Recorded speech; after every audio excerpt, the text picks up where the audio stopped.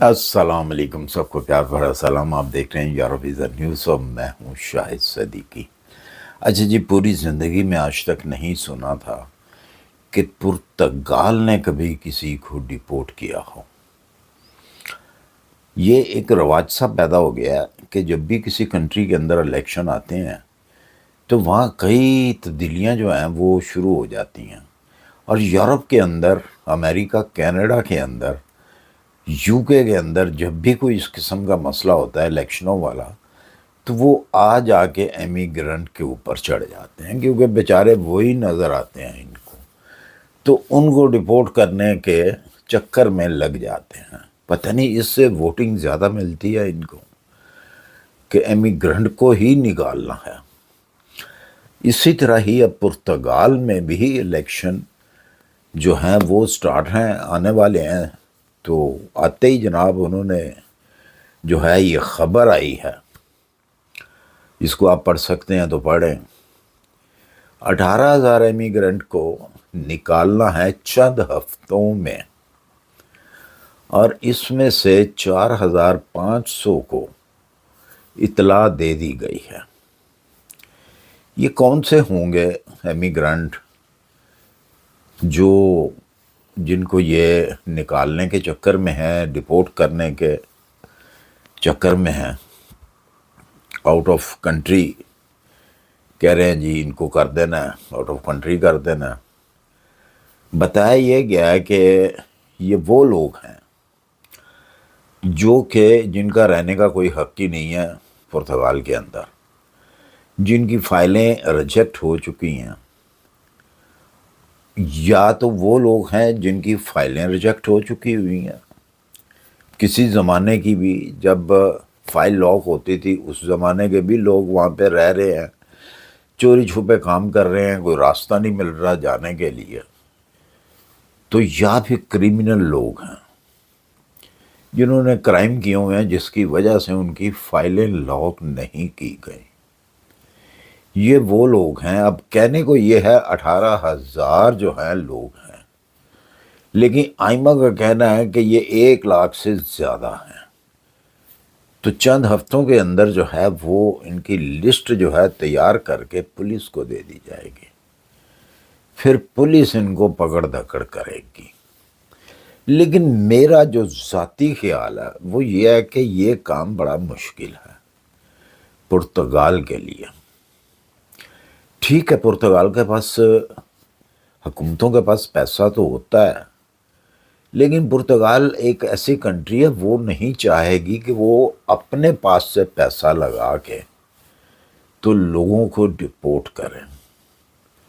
ہو سکتا ہے گورنمنٹ نے ڈرایا ہے کہ جی یہ خود ہی کہیں چلے جائیں گے، لیکن پھر بھی لوگوں کو احتیاط کرنی چاہیے جو کہ بغیر پیپروں کے پرتگال کے اندر اس ٹائم موجود ہیں، یا اب ان لوگوں کو بھی احتیاط کرنی چاہیے جو کہ شنگن سے جن کے کیس ریجیکٹ ہو جاتے ہیں اور وہ آرٹیکل 92 کے چکر میں اب پرتگال آ رہے ہیں۔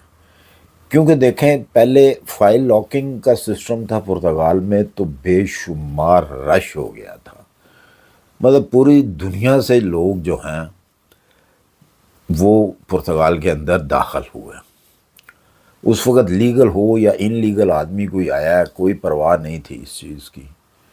تو حکومت یہی اب کہہ رہی ہے کہ جی پرتگال اب اتنا سستا نہیں ہے، یا یہ کوئی اس قسم کی کنٹری نہیں ہے کہ جو انلیگل ہو، جو بھی بندہ تو اس کو آئے تو آ کے ٹی آر سی مل جائے۔ تو اب ٹی آر سی وغیرہ جو ہے بند کریں، یہ بند کرنی پڑے گی۔ بڑی سختی سے جو ہے انہوں نے یہ باتیں کی ہیں۔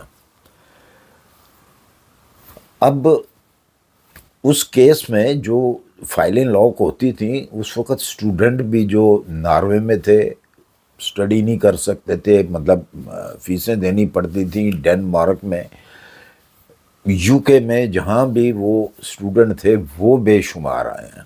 اس زمانے میں رش بہت زیادہ ہو گیا تھا، پھر وہ سسٹم ختم کیا گیا، تو آرٹیکل 92 اس وقت بھی تھا، لیکن اس وقت اس کے اوپر اس کو گھاس نہیں ڈالی جاتی تھی 92 آرٹیکل کو۔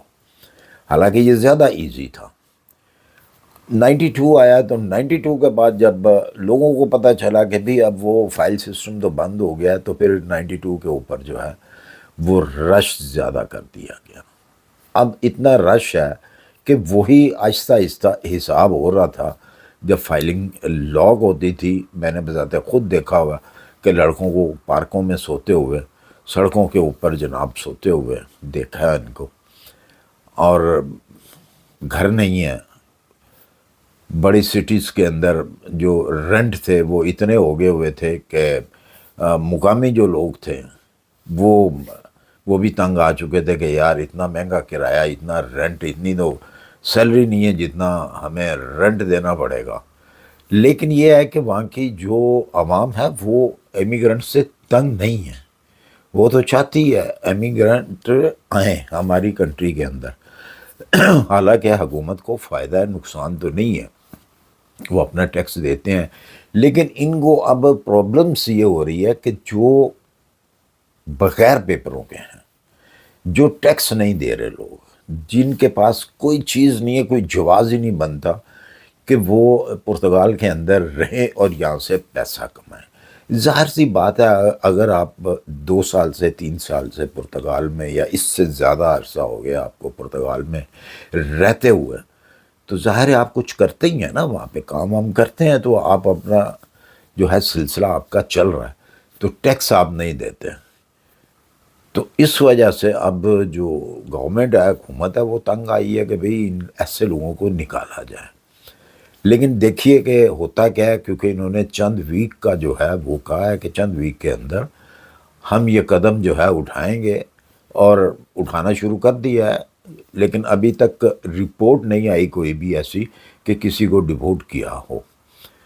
تو اب دیکھتے ہیں کہ ہوتا کیا ہے۔ لیکن میرے اس ویڈیو بنانے کا مقصد صرف یہ ہے کہ اگر تو آپ لوگوں نے، جو لوگ تیاری کر رہے تھے پرتگال آنے کی، تو اگر آپ پرتگال کی تیاری کر رہے ہیں تو اس کو روک دیں فی الحال، جب تک الیکشن نہیں ہو جاتے۔ الیکشنوں کے بعد آپ نے دیکھنا ہے کہ کیا صورتحال ہے۔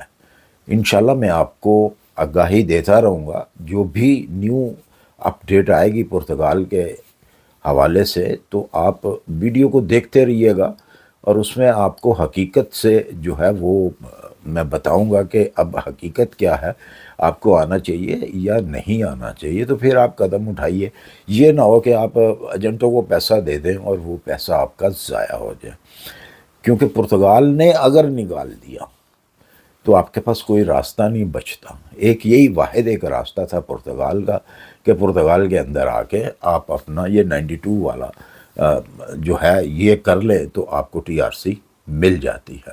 لیکن اب وہ بھی چونکہ بند ہونے جا رہا ہے، اور اگر یہ کہہ رہے ہیں کہ ان لوگوں کو نکالنا ہے، تو اس کا مطلب یہ ہے کہ اب نئے کیسز بھی جو ہے آرٹیکل 92 کے اندر نہیں لیے جائیں گے۔ اب اس چیز کا فیصلہ نہیں ہوا، دیکھتے ہیں الیکشنوں کے بعد کیا ہوتا ہے۔ اسی کے ساتھ مجھے دیجیے اجازت، اپنی دعاؤں میں یاد رکھیے، اپنا خیال رکھیے، ملتے ہیں انشاءاللہ پھر کسی اچھی سی انفارمیشن کے ساتھ۔ اللہ حافظ۔